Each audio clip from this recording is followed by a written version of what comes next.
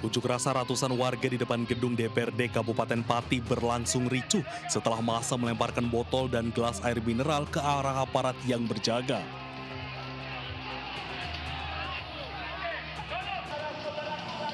Situasi semakin memanas karena massa meminta masuk ke dalam gedung DPRD. Kericuan terjadi setelah tuntutan massa untuk menemui Bupati Sudewo tak kunjung dipenuhi. Untuk meredam kericuan, aparat menyemprotkan gas air mata ke arah massa.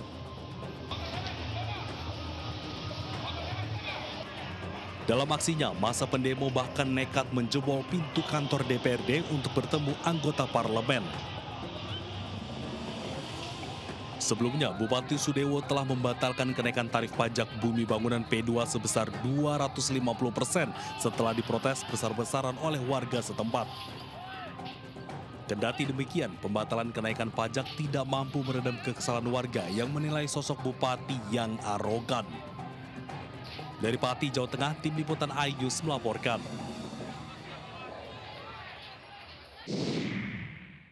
Tahan. Cukup. Ya. Pertahankan formasi rekan-rekan.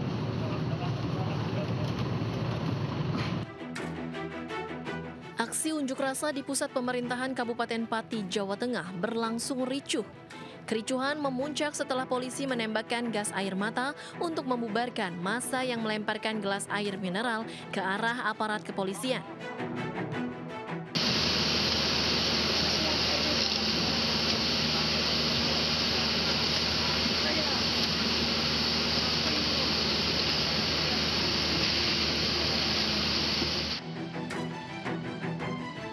Massa membakar satu unit mobil Provos milik Polres Grobogan. Petugas kepolisian berhasil memadamkan api dengan mobil water cannon. Massa juga diredam oleh koordinator aksi Supriyono dan Hussein agar tidak anarkis. Namun massa yang tetap melempari petugas dengan gelas air mineral berhasil dipukul mundur dengan gas air mata. Dari Pati, Jawa Tengah, Tim Liputan iNews melaporkan.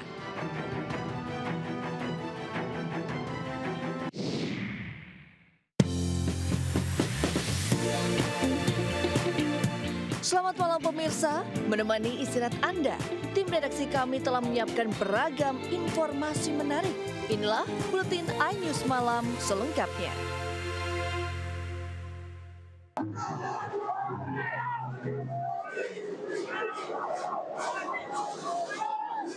Massa menerobos barikade penyekatan jalan yang dipasang aparat kepolisian.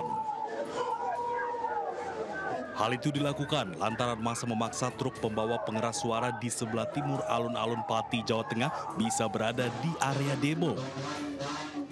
Suasana sempat memanas dan terjadi adu mulut hingga kepolisian akhirnya membuka barikade. Namun polisi hanya membolehkan truk pengeras suara masuk. Sementara kendaraan lain harus diparkir di luar kawasan alun-alun Pati. Selain itu, kepolisian juga memantau situasi keamanan dari udara dengan mengerahkan 2 unit helikopter. Dari Pati, Jawa Tengah, Musyafa iNews melaporkan.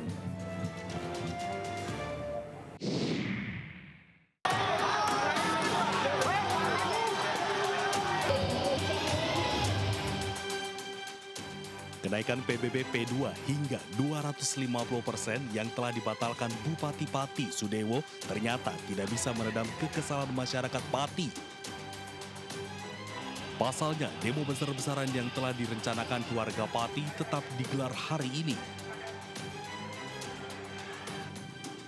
Sebelumnya, warga Pati bergotong royong mengumpulkan donasi untuk pelaksanaan demo pemakzulan Bupati Pati yang digelar hari ini. Donasi yang berisi beragam kebutuhan terus mengalir dan memenuhi area trotoar di depan pendopo Kabupaten Pati. Tidak hanya air mineral, donasi berupa makanan dan buah-buahan juga terkumpul.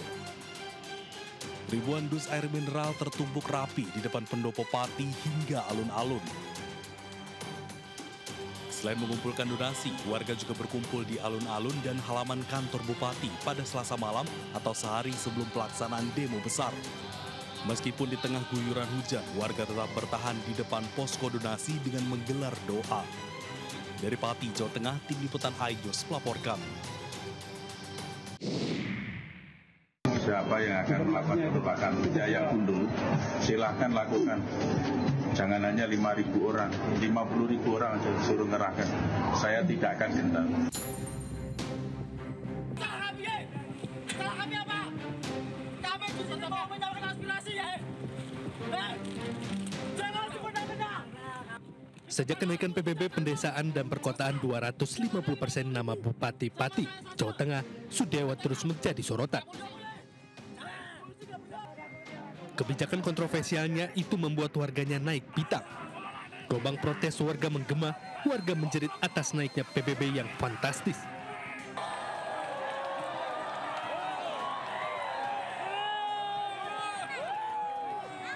Warga merasa kebijakan Sudewo itu tidak realistis dan menambah beban hidup warga.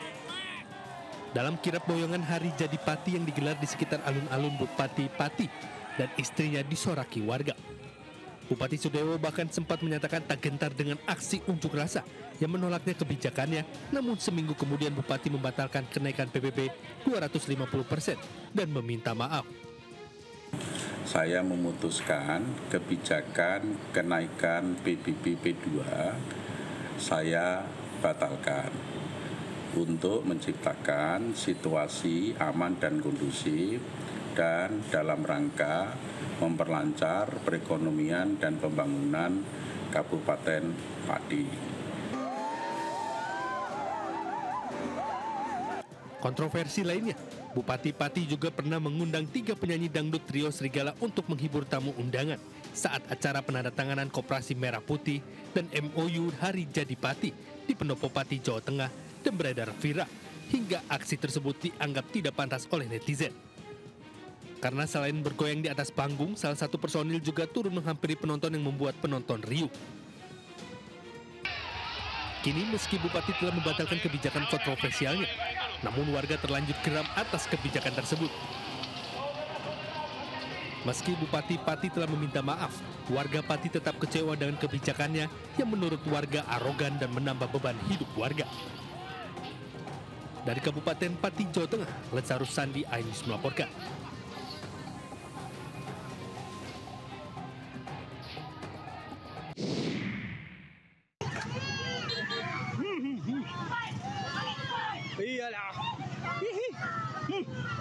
Kericuhan turnamen sepak bola di Mamuju, Sulawesi Barat viral di media sosial. Kejadian ini terjadi di lapangan Bahagia Galung Tapalang.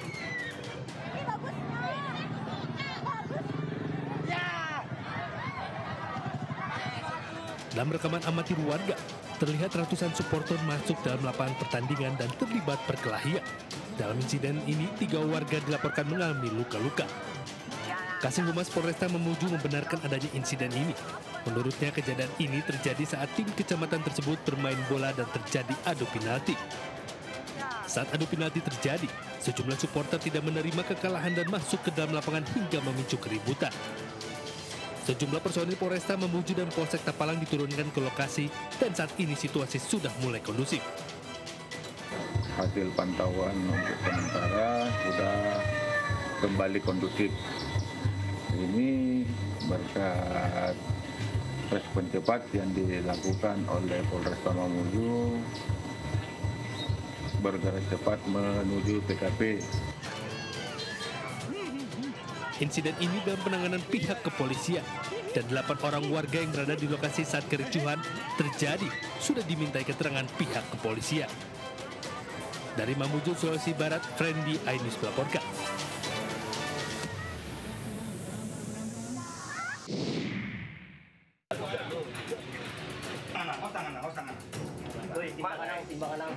Petugas Satres Narkoba Polresta Padang menangkap Edrimon, 44 tahun di kawasan Paraklaweh, Kecamatan Lubuk Begaluh, Kota Padang. Pelaku ditangkap karena kedapatan membawa sabu. Saat ditangkap, pelaku sempat membuang 1 paket sabu ke selokan. Polisi dapat menemukan dan mengamankan sabu tersebut. Oh, stop. Polisi kemudian menggeledah rumah pelaku dan menemukan 3 paket sabu serta 1 timbangan digital yang disimpan dalam tas hitam.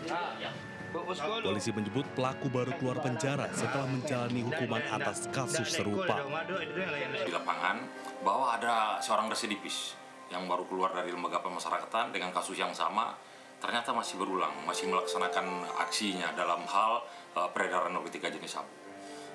Setelah A1 keberadaan tersangka, langsung tersangka diamankan oleh tim kita di pinggir jalan. Atas perbuatannya, pelaku dijerat pasal 112 dan 114 Undang-Undang Nomor 35 Tahun 2009 tentang narkotika dengan ancaman hukuman 5 hingga 12 tahun penjara. Dari Padang, Sumatera Barat, Budi Sunandar, iNews melaporkan.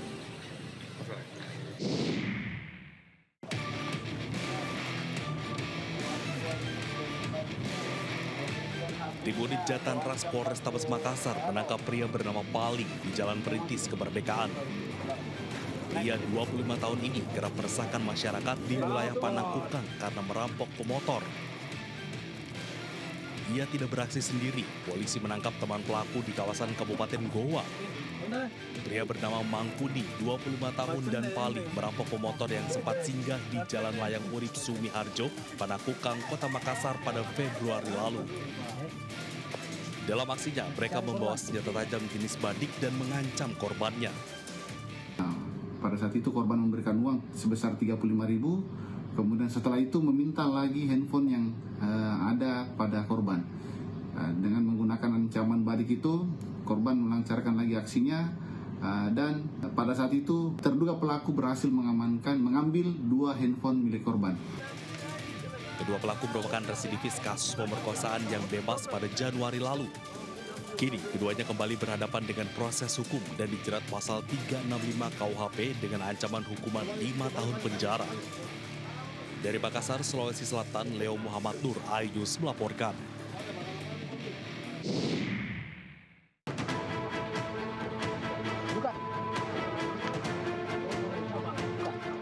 Jadi pengantin sirna, seorang pria nyaris jadi bulan-bulanan warga usai terbongkar aksinya menipu calon pengantin pria di Kampung Kalosi, Desa Baseang, Kecamatan Lembang, Kabupaten Pindrang, Sulawesi Selatan. Video detik-detik ulahnya terbongkar viral di media sosial. Semula, pelaku mengaku tak memiliki keluarga serta dokumen pribadi seperti KTP. Jumlah keluarga mempelai pria yang curiga memintanya untuk membuka cadar calon mempelai wanita. Dan saat itulah terungkap jika ternyata seorang pria. Korban dan pelaku saling kenal dari media sosial. Korban yang tak curiga dan hendak menikahi pelaku tak pikir panjang. Hingga akhirnya acara pernikahan berlangsung di kampung mempelai pria. Polisi yang dapat laporan warga segera mengamankan pelaku. Pelaku mengaku nekat menipu, mengharapkan mahar yang diminta senilai 30 juta rupiah. Si laki-laki ini mengaku perempuan bernama Widya. Mereka sering teleponan dan memang suaranya perempuan.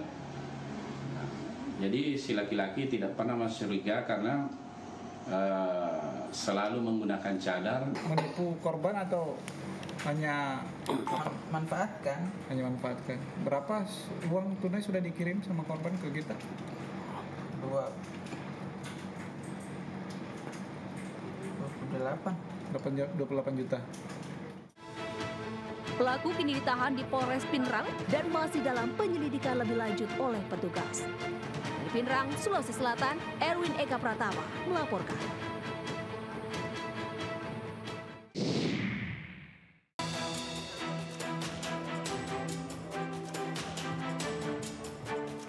Satuan Brimopolda Gorontalo membentuk tim guna mencari keberadaan Bribda Farhan Mahil yang menghilang pada Sabtu 9 Agustus 2025. Oknum anggota Brimopolda Gorontalo itu hilang pada hari akad nikahnya dan hingga kini diburu atasannya. Diduga oknum anggota Brimob itu menghilang karena masalah mental dan pribadi. Ada WA, ada telepon, dia tidak mau angkat, tapi berdering. Ada tanya gimana mana ini pulang ke sana dulu di rumah, itu mana orang tua ada khawatir, ada batu pangan, pulang ke sana dulu, semua sakit ada ke mama. Saya bilang begitu, berdering dia sudah di rumah. Terus saya bilang pada kakak. Sebelumnya Bribda Farhan bersama calon istri telah menjalani sidang BP4R, Badan Pembantu Penasehat Perkawinan, Perceraian dan Rujuk yang dilaksanakan Satuan Brimob kepada setiap anggota yang akan menikah. Namun ironis, sang mempelai pria tidak kunjung datang pada hari ijab kabul.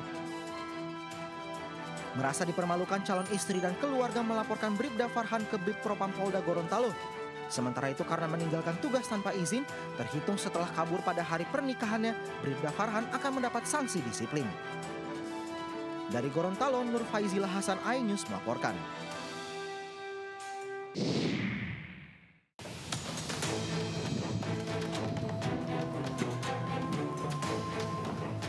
Oknum polisi Bribka M harus mendekam di penjara karena melecehkan seorang tahanan wanita. Ia ditahan Propam Polres Luwu setelah dilaporkan korban yang sedang berurusan dengan polisi karena kasus narkoba. Ironisnya, pelaku ternyata tidak hanya sekali melakukan aksi asusilanya, melainkan 3 kali saat ia bertugas sebagai penjaga rutan. Hingga kini, tim penyidik Propam Polres Luwu masih terus mendalami kasus ini termasuk memeriksa saksi. Jika terbukti, pelaku terancam dipecat. Pada saat dia melewati tempat tidur korban, disitulah terjadi pelecehan terhadap korban. Memang ada unsur pemaksaan sedikit karena memang sudah ada sebelum kejadian ini sebetulnya sudah 2 kali terjadi. Sebelumnya, kasus kekerasan tahanan juga terjadi di Polsek Buah. Korbannya mengalami patah tulang kering hingga menjalani operasi.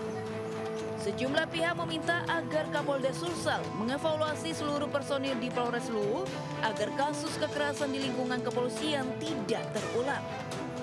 Dari Kabupaten Luwu, Sulawesi Selatan, Nasruddin Rubak, iNews melaporkan.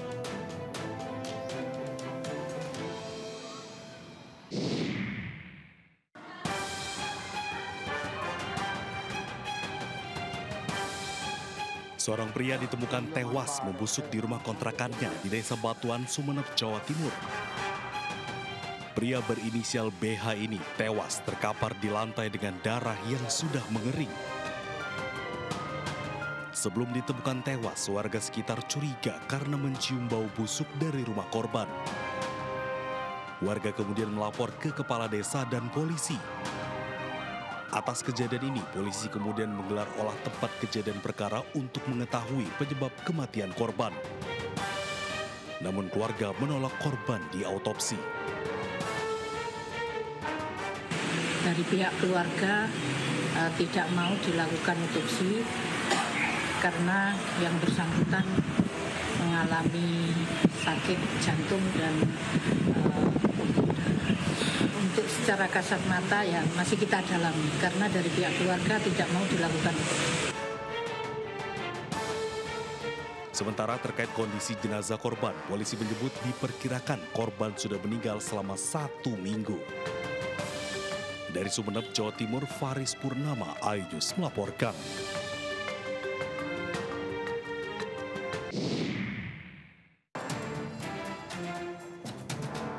Polisi menangkap 2 pelaku pembunuhan Aditya Warman, wartawan salah satu media online di Pangkal Pinang, Bangka Belitung.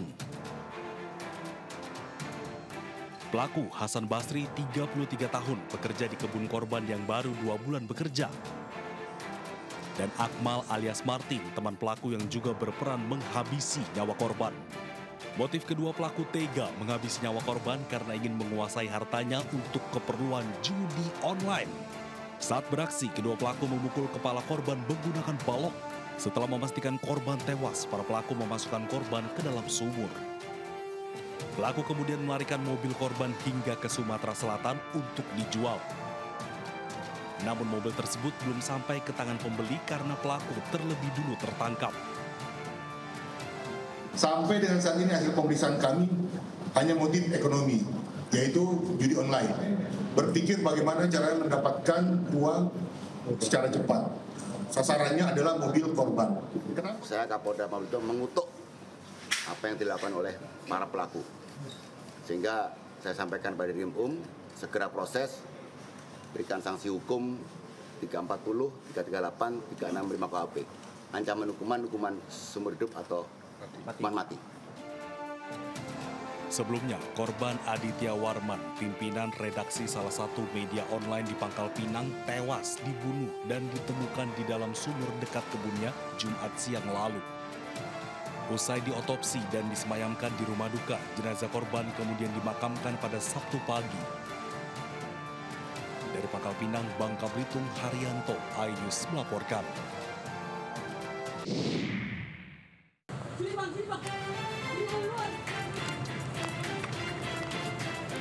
Viral, seorang pria mengamuk dan menantang warga di kawasan Bulak, Koja, Jakarta Utara. Ia mengacungkan senjata hingga sejumlah warga akhirnya terpancing emosi. Warga kemudian mengejar pelaku dan menangkapnya. Setelah peristiwa itu, polisi kemudian meringkus pelaku di rumahnya.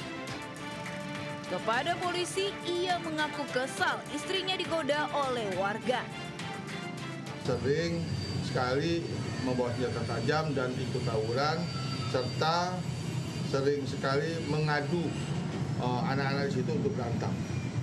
Dan kemudian kami sisir tempatnya di mana kediaman pelaku, dan pelaku kami tangkap pada saat sedang tidur dengan menggunakan pakaian yang dia gunakan pada saat membawa senjata tajam.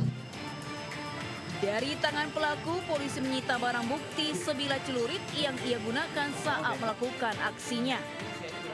Kini ia dijerat pasal Undang-Undang Darurat dengan ancaman hukuman 10 tahun kurungan penjara. Dari Jakarta, Sofian Firdaus, iNews melaporkan.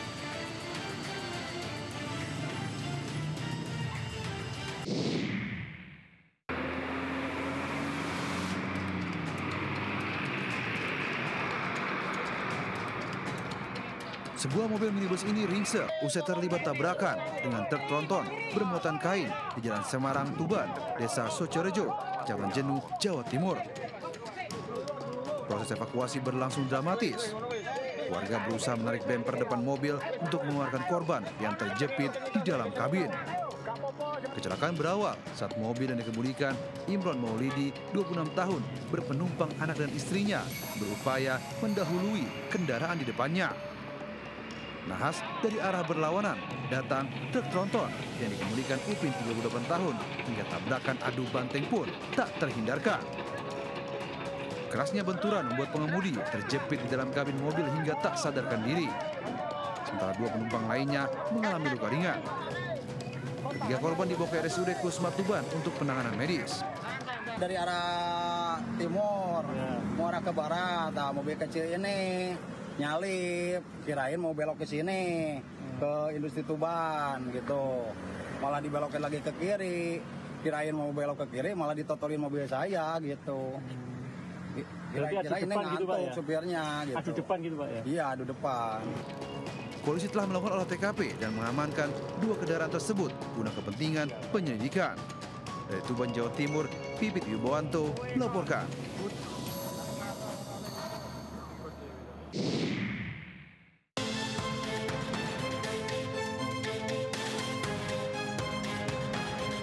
Mobil sedan listrik menabrak 2 anggota PPSU di Jalan Raya Tanjung Barat, Jagakarsa, Jakarta Selatan. Video amatir warga merekam sesaat setelah peristiwa itu.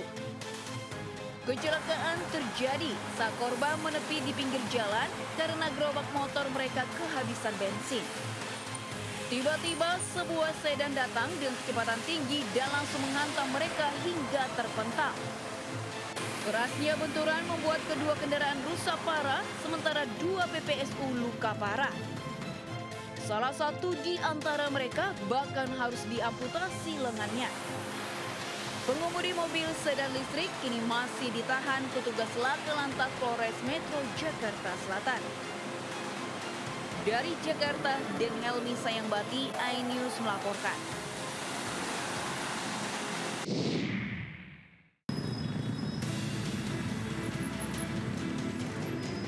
Kusut dan semrawut. Seperti inilah lalu lintas di Jalan Raya Bekasi Cakung, Jakarta Timur saat jam sibuk pagi hari. Lalu lintas yang padat tambah macet gara-gara ratusan pengendara motor nekat lawan arah dari arah Cakung menuju Pulau Gadung.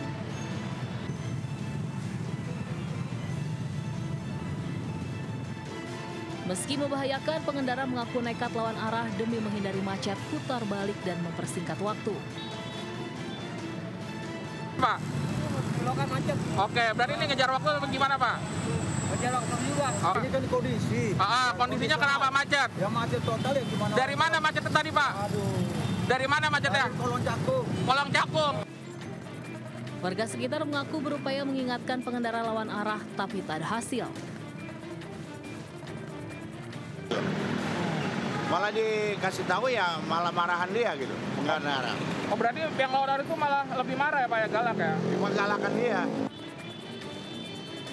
Warga meminta ada petugas yang disiagakan untuk menertibkan pelanggaran ini.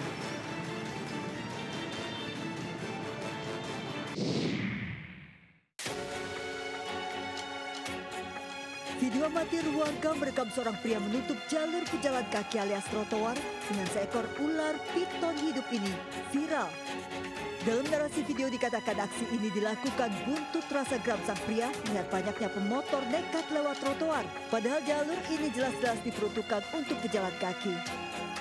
Sang pria dengan santai berdiri di trotoar sambil memegang seekor ular piton jumbo. Ular yang letakkan melintang di jalur pejalan kaki seolah menjadi pagar hidup yang menghalangi pemotor untuk lewat. Aksi ini pun mengundang banyak komentar pro maupun kontra warganet. Sementara beberapa influencer juga ikut memberikan opini mereka. Ada yang bilang kalau aksi ini menjadi pengingat bagi para pemotor nakal. Sementara yang lain menekankan pentingnya untuk mencari cara yang lebih aman untuk menyampaikan protes.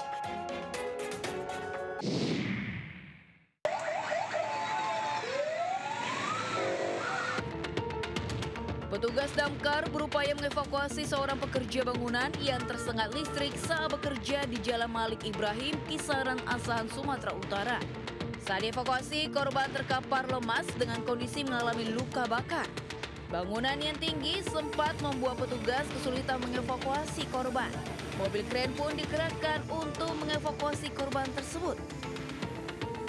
Dengan badannya yang cukup besar dan cukup tinggi, dan kami minta bantuan pihak Disub mengadakan alat.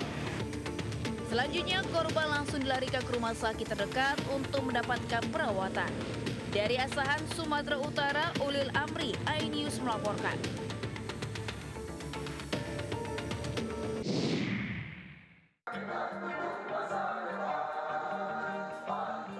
Partai Perindo kembali menggelar rapat konsolidasi bersama dengan pengurus, anggota DPRD, dan kader se-Provinsi Riau di Kabupaten Bengkalis, yang turut dihadiri Wakil Ketua Umum Partai Perindo, Tama Satria Langkun, dan Wakil Bupati Bengkalis, Bagus Santoso. Kegiatan ini dilakukan untuk mensolidkan struktur partai, mempersiapkan agenda verifikasi partai politik, dan penguatan strategi pemenangan pemilu, serta berkolaborasi mendukung program pemerintah daerah dalam mensejahterakan rakyat. Untuk kader yang paling pertama tentu kita harus menjaga soliditas, karena kalau kita nggak solid, repot kita untuk bekerja. Dan yang paling penting, ini pesan juga dari Ibu Ketua Umum, kita harus memperkuat jajaran struktur dari tingkat DPP sampai tingkat DPC atau di tingkat kecamatan. Jadi di semua tempat kita harus kuat. Saya yakin dengan kolaborasi, sinergisitas, dan dukungan dari awal Perindo terhadap kepemimpinan KBS, Kasmarni Bagus Santoso, kita akan bekerja sama berkelanjutan dalam membangun dan mensejahterakan masyarakat Kabupaten Bengkalis. Setelah berhasil mendapatkan 3 kursi DPR, kini DPD Partai Perindo Bengkalis akan menargetkan 6 kursi pada pemilu 2029 mendatang. Kader Partai Perindo Kabupaten Bengkalis agar target-target kita ke depan seperti sambutan saya tadi atau pidato saya tadi, target adalah minimal 6 kursi atau 1 kursi per dapil di Kabupaten Bengkalis. Seluruh kader partai yang dikenal dengan Partai Kita ini berkomitmen akan terus bekerja keras memaksimalkan raihan suara pada pemilu mendatang untuk mewujudkan Indonesia sejahtera. Dari Bengkalis, Riau, Indra Yose Rizal, iNews melaporkan.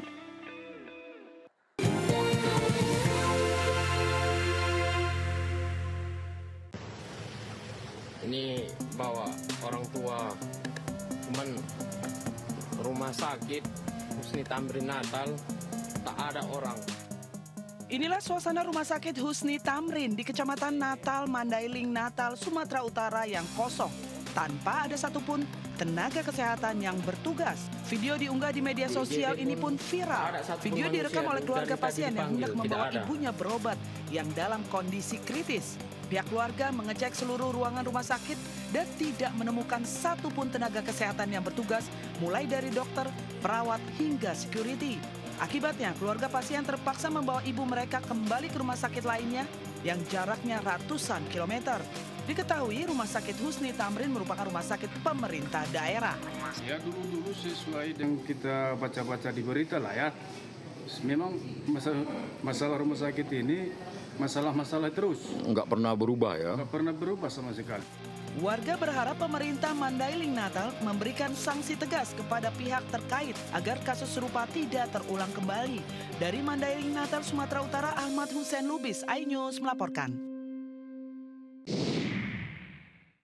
Kita nyaman.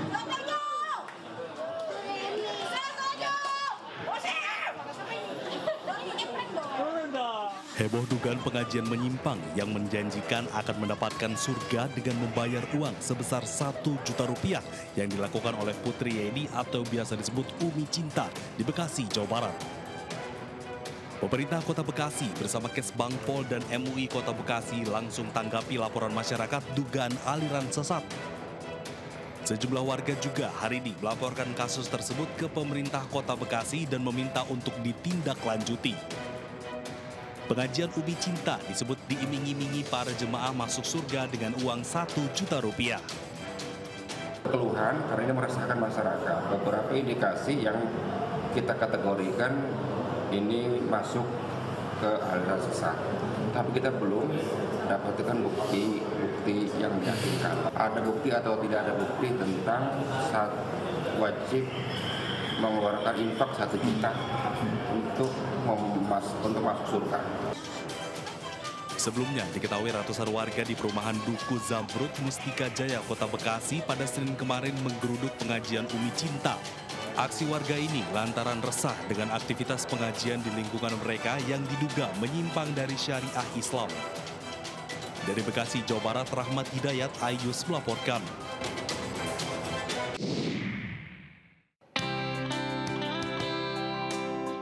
SMKN 16 Jakarta yang dikenal sebagai sekolah hijau memanfaatkan taman sekolah sebagai ruang baca terbuka untuk memberikan dimensi baru dalam pengalaman belajar. Taman ini tidak hanya menjadi tempat yang nyaman untuk membaca, tetapi juga berfungsi sebagai ruang ekologi yang menumbuhkan kesadaran lingkungan. Mendukung semangat generasi cerdas anak bangsa, MNC Peduli memberikan ratusan buku bacaan demi meningkatkan literasi siswa. Baca sama tulis tuh itu penting banget, apalagi di zaman yang sekarang orang-orang tuh jarang, maksudnya banyak orang yang literasinya tuh kurang. Jadi buku itu sebenarnya informatif banget buat menyakup banyak informasi gitu. Jadi penting banget sih kalau buat sekarang. Menurut saya ini sangat baik sekali. Saya berterima kasih kepada MNC Peduli yang telah membantu SMA Negeri 16 dalam mewujudkan sekolah, terutama membantu kami dalam bidang literasi, karena bagi kami literasi itu sangat penting, sebuah pembiasaan bagi para murid membuka cakrawala dunia melalui membaca. MNC Peduli juga mengadakan kegiatan pembuatan konten sosial media yang melibatkan para siswa sebagai bentuk nyata dari pembelajaran kontekstual, di mana pelajar diajak untuk menyampaikan gagasan dan kreativitas melalui media yang dekat dengan kehidupan mereka. Dan kegiatan ini bermaksud untuk meningkatkan kepedulian para siswa terhadap lingkungan dan juga kritis. Nah, sebagai generasi penerus bangsa. Nah, kami berharap ini sebagai bagian daripada pondasi penting membangun bangsa yang berkelanjutan. Dengan kegiatan ini, MNC Peduli menunjukkan komitmennya dan terus mengajak masyarakat berdonasi melalui MNC Peduli untuk mendukung pendidikan dan pembangunan sumber daya manusia di Indonesia. Dari Jakarta, Wenda Nura Damaru Caksono, iNews melaporkan.